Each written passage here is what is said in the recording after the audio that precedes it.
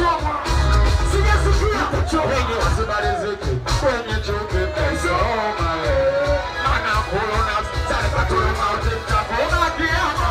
Wengi wasimaliziki kwenye chuki mtaisoma.